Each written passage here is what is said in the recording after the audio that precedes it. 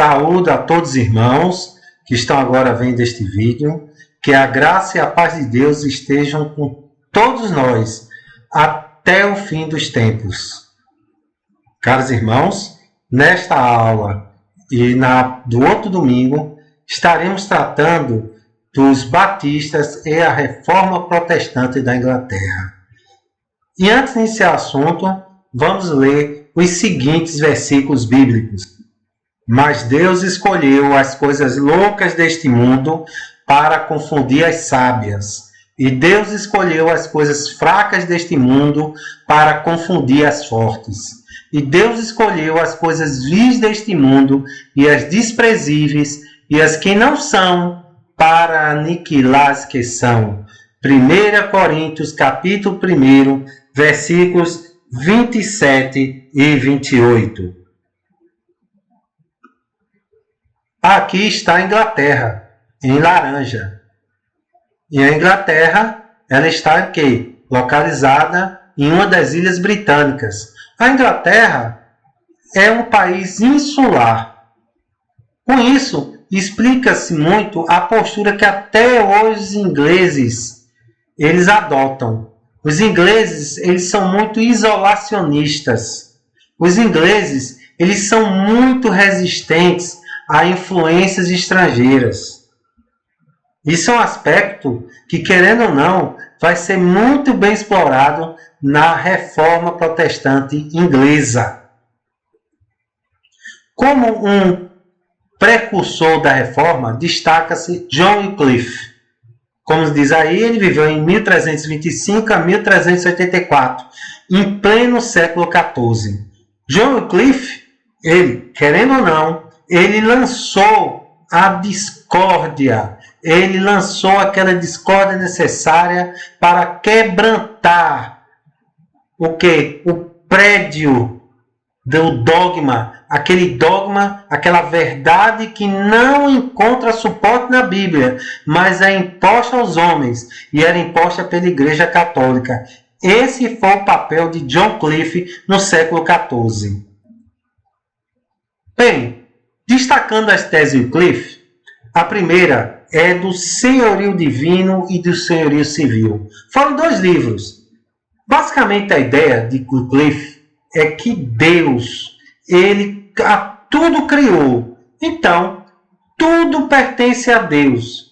Simplesmente Deus empresta para nós. E nós, como bons mordomos, devemos o quê?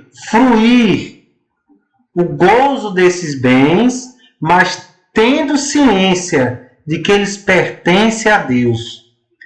E disso aí também vem a discussão entre o poder temporal, que são os reis, os governos, e o poder espiritual, que é aquele que é exercido pela igreja.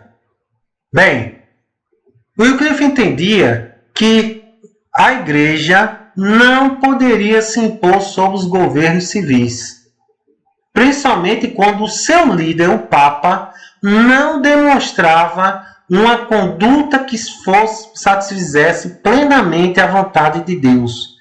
Ele dizia que, no máximo, o Papa ele deveria o quê? Cuidar da questão espiritual, cuidar da sua igreja, e não deveria querer o quê? Almejar, estar acima dos reinos e sobre eles comandar, porque, na verdade, isso era uma posição de Deus e não da Igreja Católica. Claro, isso acabava atacando a supremacia da Igreja Católica sobre todos os reinos.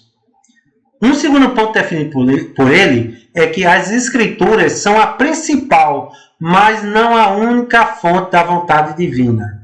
Wycliffe colocava as Escrituras no pedestal, mas ele não chegou a ser tão ousado quanto Martinho Lutero, que defendeu que as Escrituras são a única fonte da vontade divina.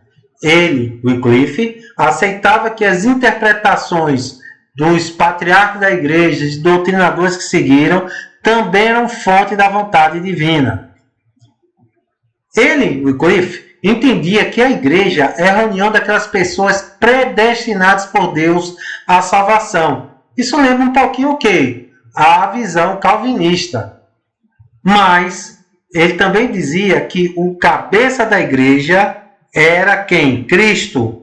Com isso, ele afirmava que o Papa era, no máximo, o líder daquela facção da igreja, daquela parte da igreja dita católica. Mas o Papa não era o líder universal da igreja. O líder universal da igreja era nada mais, nada menos que a pessoa de Jesus Cristo. E por último, Wycliffe, ele repudiou a transubstanciação. Transubstanciação foi aquela doutrina trabalhada pela Igreja Católica, que até hoje é um dogma dentro dela, uma verdade que não pode ser questionada, é de que o sangue, o vinho e o pão se transformavam respectivamente no sangue e no corpo de Cristo. Havia uma transformação. Em outras palavras, a ceia não era só um memorial, era também um contato da pessoa com o divino, porque efetivamente Cristo estava fisicamente ali. Não é espiritualmente não, irmãos. Cristo estava fisicamente. Wycliffe, ele afirmava, não. O pão e o vinho são elementos carregados de forte simbolismo dentro do memorial que é a ceia. Mas em nenhum momento Cristo está fisicamente. Ele está espiritualmente. Ele está sendo lembrado naqueles símbolos. Claro, essas doutrinas não agradavam a Igreja Católica. Elas foram bem recebidas pela nobreza e pelo rei à época. Por quê? Porque a igreja tinha muitas propriedades. E eles desejavam o quê? Dar o ganho em cima da igreja. Com isso, o Wycliffe, ele morreu, apesar dessas teses consideradas heréticas, morreu sem ser preso ou torturado. Surgiu um movimento chamado Lollardismo na Inglaterra, que chegou a ter certa influência, mas teve um problema. No início do século XV, em torno de 1400, os Lancasters, uma casa nobre, usurpou o trono, ou seja, tomou ilegitimamente o trono. Então, para conseguir ser legitimados, eles precisavam da bênção do Papa. Com isso, eles se submeteram completamente às ordens de Roma e passaram a perseguir de forma sistemática os lollardos. Assim, o lollardismo ele praticamente enfraqueceu e ficou muito limitado a quê? Às áreas rurais da Inglaterra. Mas, querendo ou não, ele não desapareceu totalmente. E ele iria ressurgir no momento certo. Visto os antecedentes, devemos estudar um pouco a breve história da Inglaterra naquele período da Reforma. Por quê? Precisamos entender o ambiente em que floresceu a resistência aos dogmas católicos e, querendo ou não, essa resistência iria criar aquele ambiente em que movimentos religiosos, dentre os batistas, iriam surgir na Inglaterra. E, querendo ou não, eles são a razão de ser e de existir da nossa denominação no Brasil. Bem, vamos ver uma breve história da Inglaterra nesse período. Bem, aí está o rei, que, querendo ou não, levou a ruptura da igreja na Inglaterra com a igreja católica. Um homem que era muito inteligente, um estudioso, um homem forte e viril para a época. Dizer que ele tem entre 1,85 m, 1,90 m, ele era muito alto, vigoroso, um guerreiro, um mulherengo. Pois bem, aí estão as 6 esposas de Henrique VIII, cujas histórias, querendo ou não, elas se entremeiam com a reforma protestante na Inglaterra. Primeiro, Henrique VIII ele não seria rei a partir de 1509, e sim seu irmão mais velho, Arthur, que havia casado com Catarina de Aragão, que era o quê? Era da realeza da Espanha. A Inglaterra queria formar laços com a Espanha para poder resistir ao poder crescente da França na Europa. Bem, Henrique VIII casou com a esposa do irmão falecido. Por quê? Como isso aconteceu? Bem, alegou-se que Catarina de Aragão não consumou o seu casamento com Arthur. Ele morreu.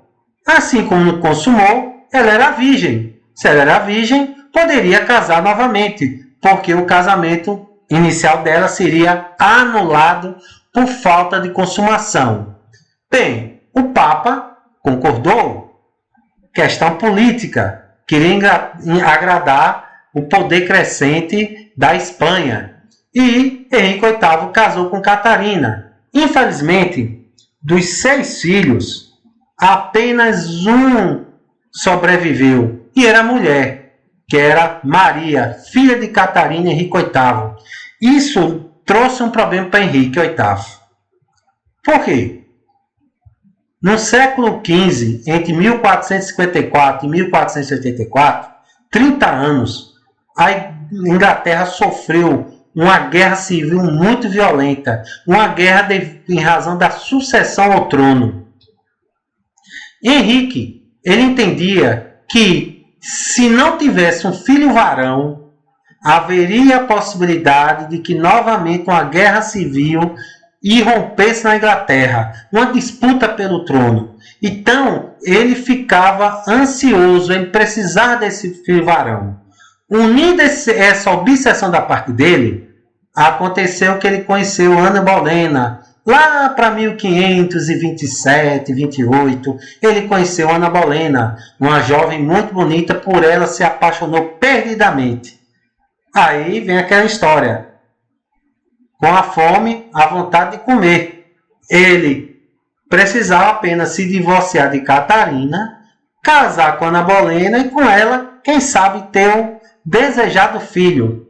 Claro, Catarina resistiu, ela seria usurpada da sua condição, ela seria rejeitada. Henrique VIII, utilizando os seus representantes, tentou que o pedido de divórcio dele fosse aceito, fosse legitimado pelo Papa. Chegou próximo a isso.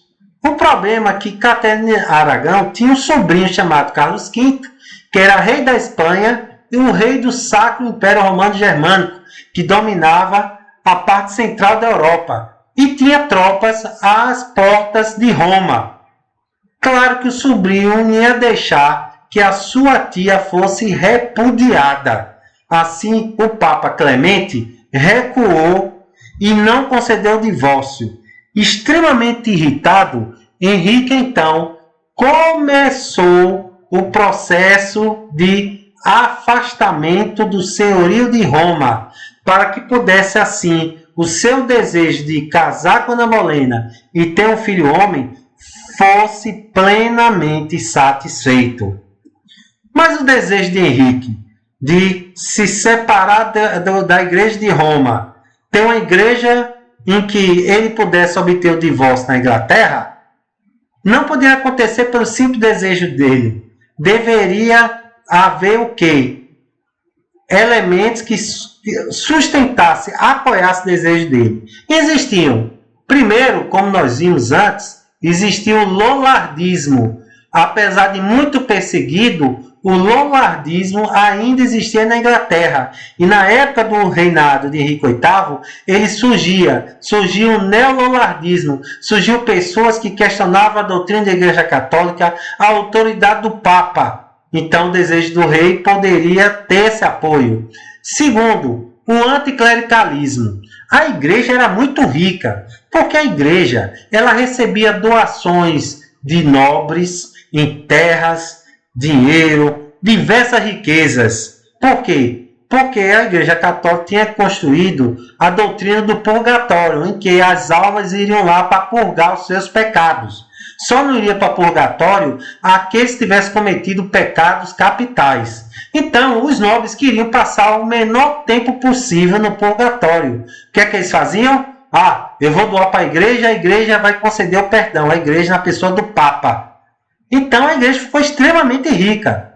Além disso, o clero na Inglaterra não era um clero de religiosos. Era um clero de teólogos, pessoas que estudaram nas universidades inglesas e que alçaram a cargos. Então, o clero, ele não era um clero completamente submisso a Roma. Então, por isso, não houve tanta resistência à pretensão de Henrique VIII dentro do clero. E, ao mesmo tempo, o fato do clero ser leigo, acontecia o quê? Levava a condutas inapropriadas que recebiam críticas da população. A questão sucessória, como eu disse, Henrique queria um filho homem, e Ana Catarina de Aragão não podia conceder esse filho homem. Ele tinha que conseguir com outra mulher. E a legitimidade da coroa, porque, querendo ou não, a legitimidade de um governante decorria de quê? Da legitimidade dada pela Igreja Católica a ele, pois a Igreja dizia: esse homem foi escolhido por Deus para comandar vocês. Bem, o que foi que aconteceu então? O rei teve o seu divórcio rejeitado. Então, o que é que o rei fez?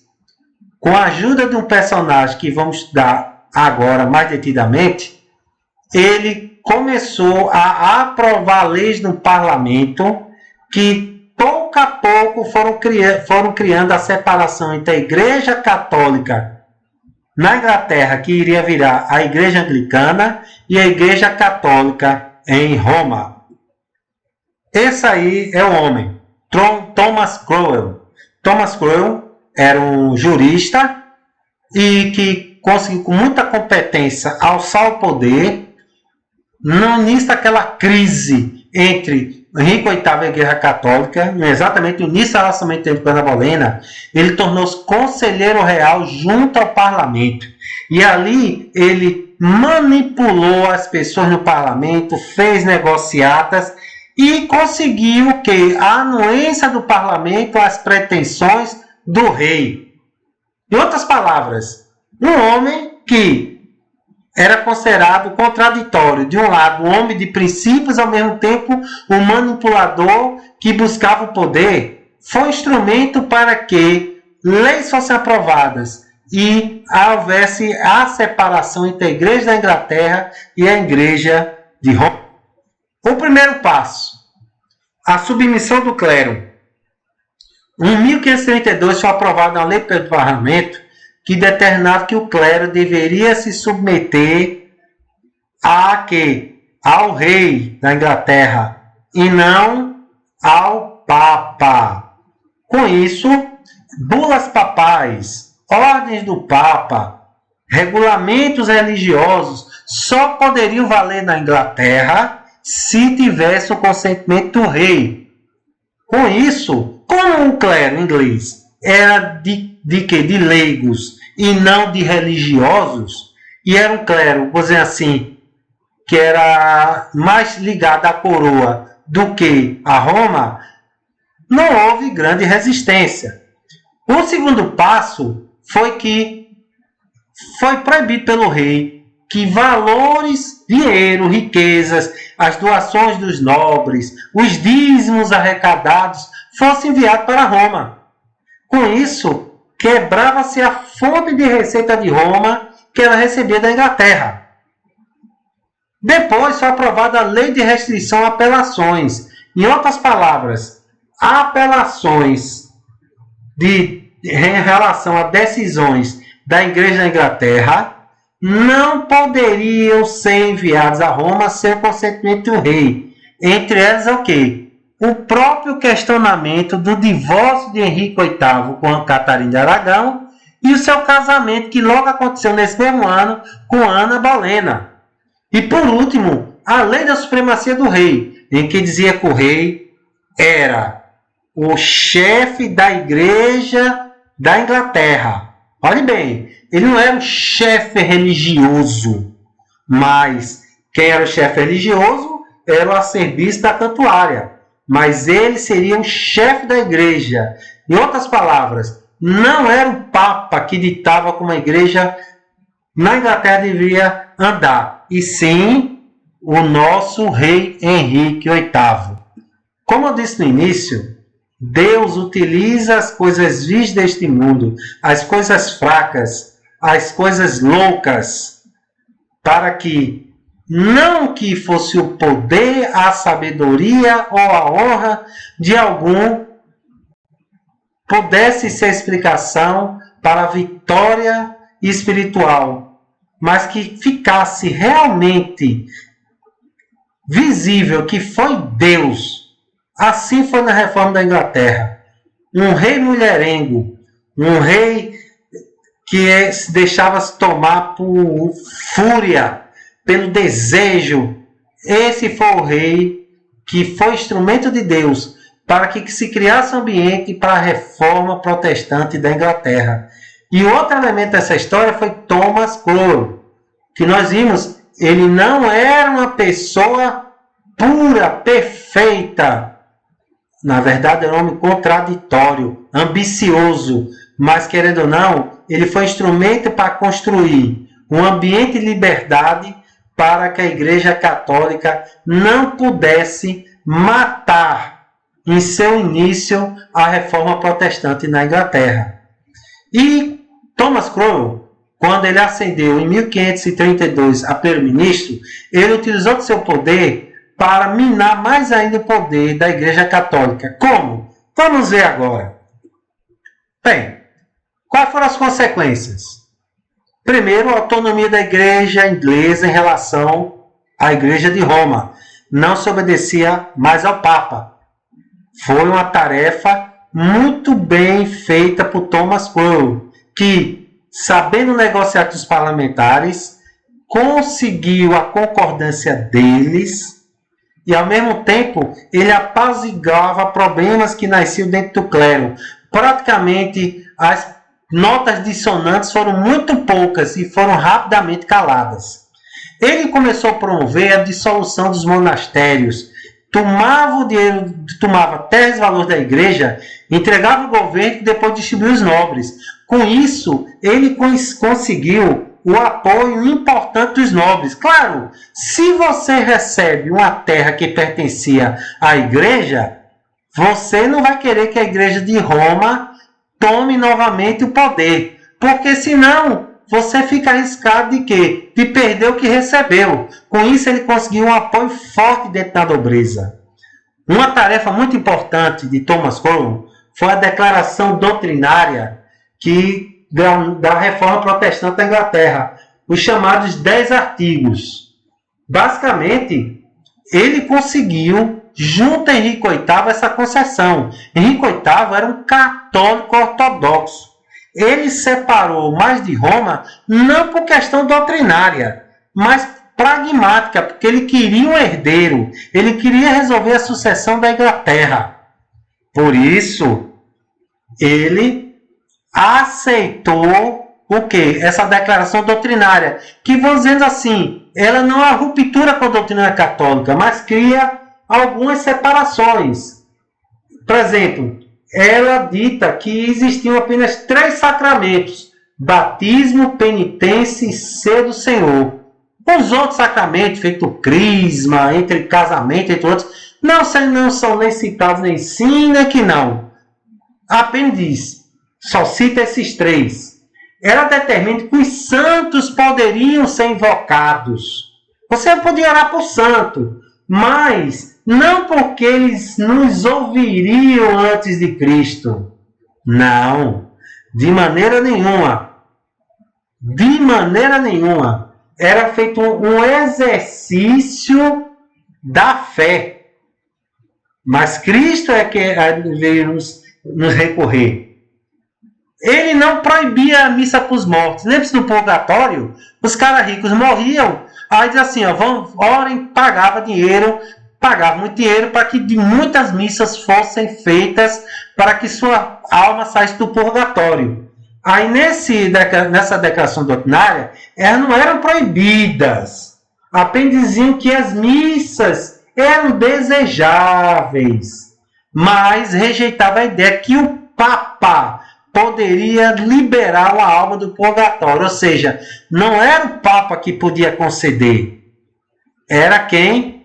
Era essas missas, você orar por ele, ajudaria. Com isso, quebrantava aquela ideia de quê? De que autorizações dadas pelo Papa, até em papel, poderiam ser instrumento para quê?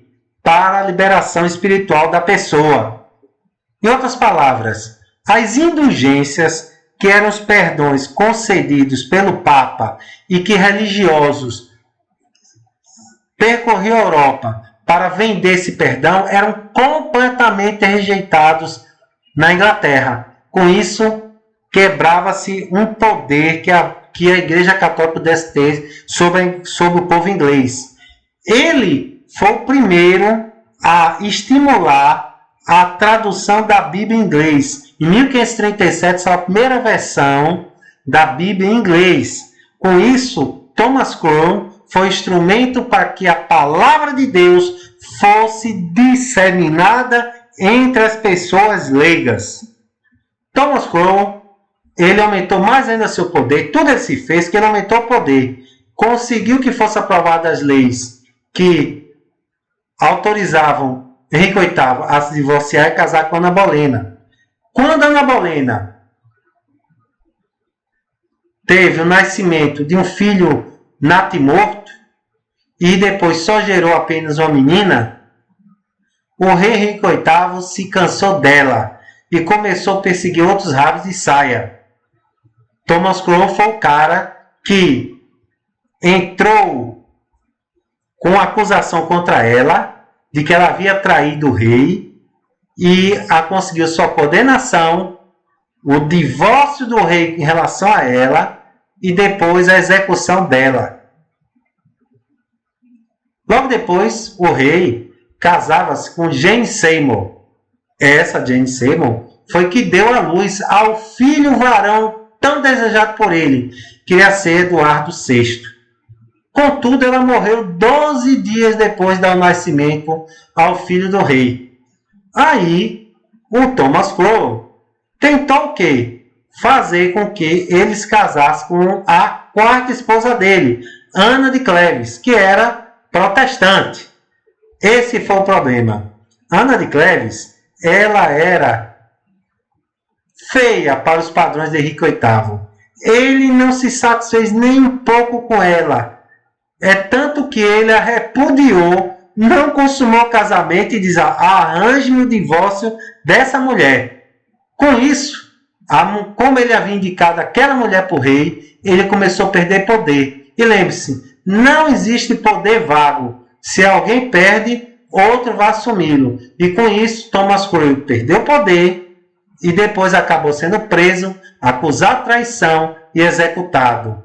Ou seja, um homem contraditório, um homem que ele almejava o poder, foi utilizado por Deus para que o ambiente, para que a palavra dele pudesse ser anunciada entre os ingleses.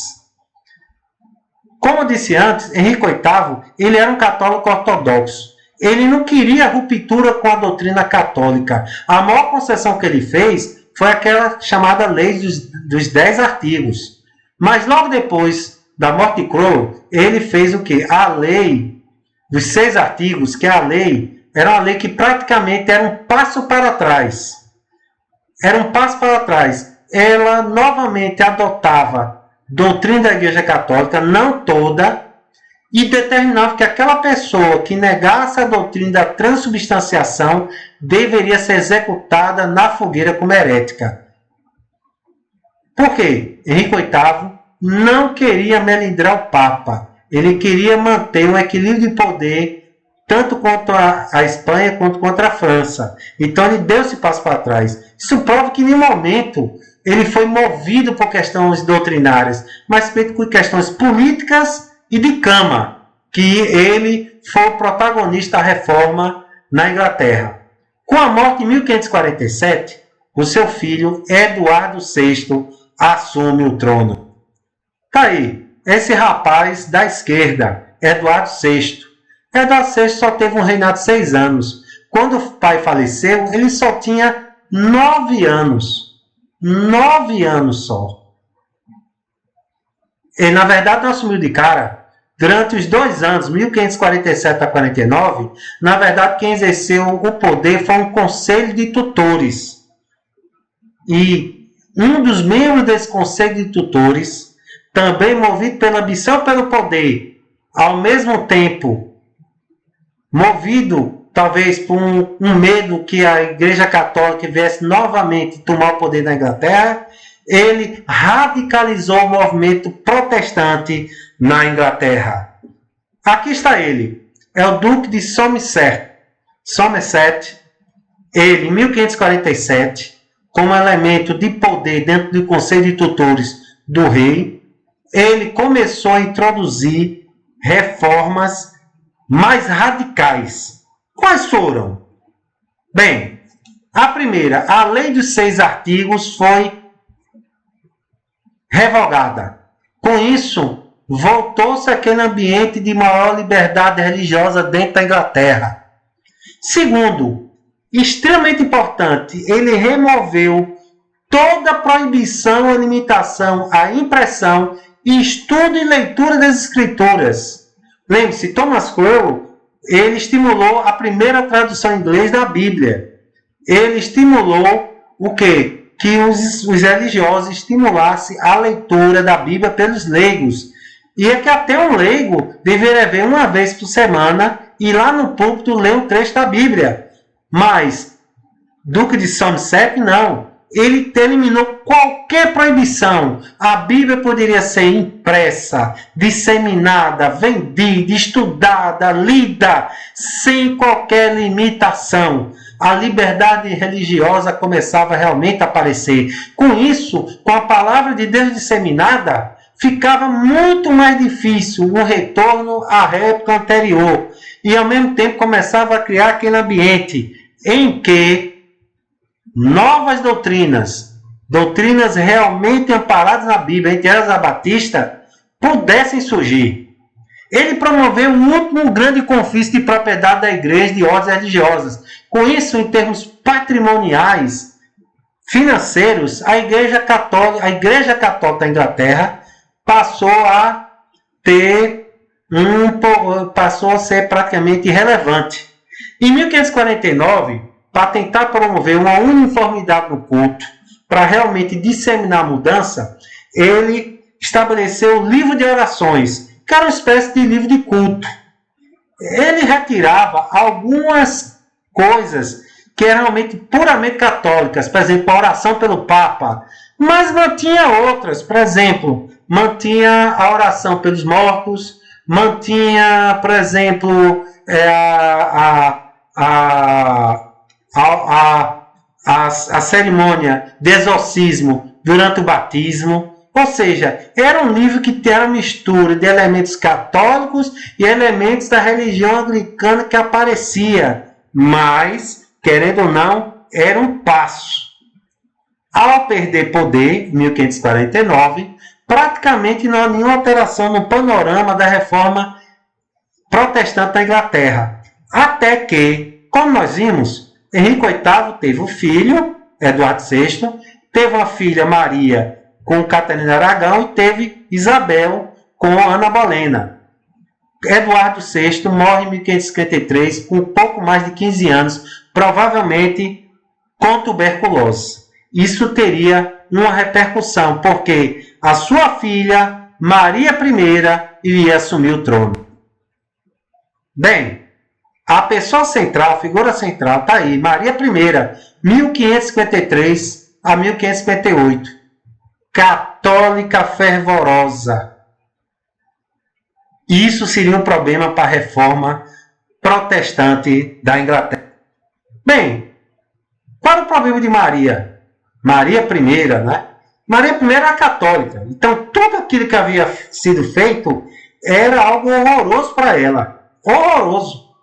Ela queria restabelecer a soberania do Papa na Igreja da Inglaterra. E ela começou, claro, com muito cuidado para não gerar revoltas. Maria I, ela era extremamente popular, porque a sua mãe, como foi rejeitada por Henrique VIII, ela tornou-se uma figura muito popular, porque todos ficaram ao lado dela, que era o elo fraco.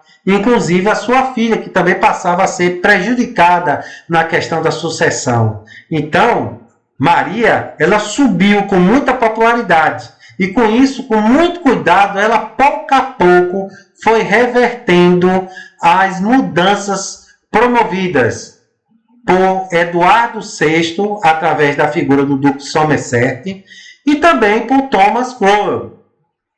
Foi restabelecida a submissão da Igreja da Inglaterra ao Papa, mas, ao mesmo tempo, ela não chegou a começar a perseguir aquelas pessoas que professavam doutrinas um pouco diferentes.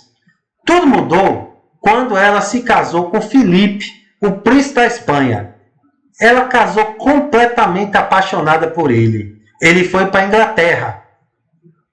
Ela pensou que estava grávida, mas, na verdade, não estava grávida. Teve uma gravidez psicológica.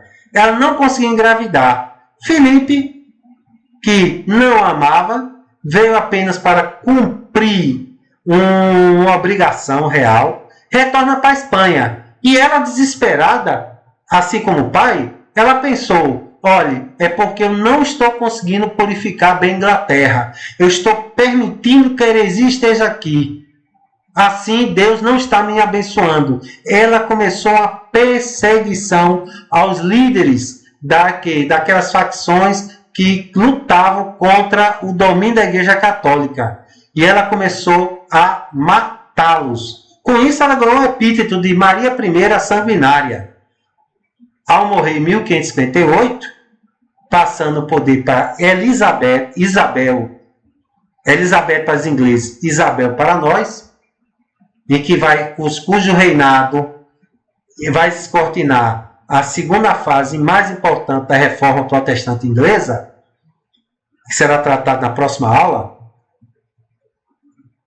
Quando Maria passou para ela o trono, avisou Isabel para ter muito cuidado sobre a questão religiosa. Em outras palavras, o gênio foi retirado da garrafa e não podia ser colocado de novo. Thomas Cromwell e o nosso querido Duque de Somerset, os dois criaram condições para que a palavra de Deus, para que as pessoas se sentissem encorajadas a professar uma nova fé, uma fé genuinamente baseada na Bíblia. Com isso, Maria I, ela realizou perseguições, mas ela não conseguiu retornar à situação anterior ao que a separação feita pelo pai dela. A palavra de Deus não poderia ser novamente esquecida. Assim é. Onde a palavra de Deus é semeada, ela nunca é esquecida. Ela pode ser perseguida, ela pode ser negada, mas só que ela produz frutos nos corações humanos. É essa ideia que nós devemos ter. Toda e qualquer pregação nossa, todo e qualquer testemunho nosso, não fica em vão.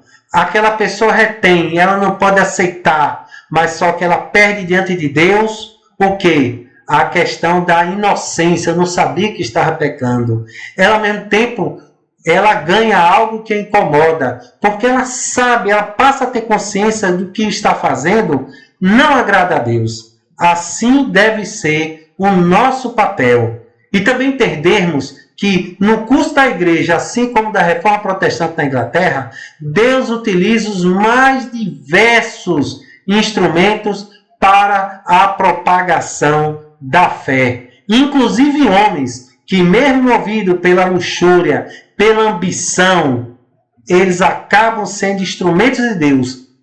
No caso da reforma protestante da Inglaterra, não foram grandes líderes religiosos, feito Calvino na Suíça, Zwingli na Suíça, Martinho Lutero na Alemanha. Não, gente. Foram meros homens que perseguiam suas paixões materiais. Esses homens foram instrumentos de Deus para que o anúncio da palavra, a palavra que vivifica, fosse então propagada entre os homens. Com isso, encerramos esta aula e espero que todos possam aproveitar dessa revelação dada por Deus através da Bíblia e do Santo Espírito Santo. Agradeço a atenção de todos. Amém.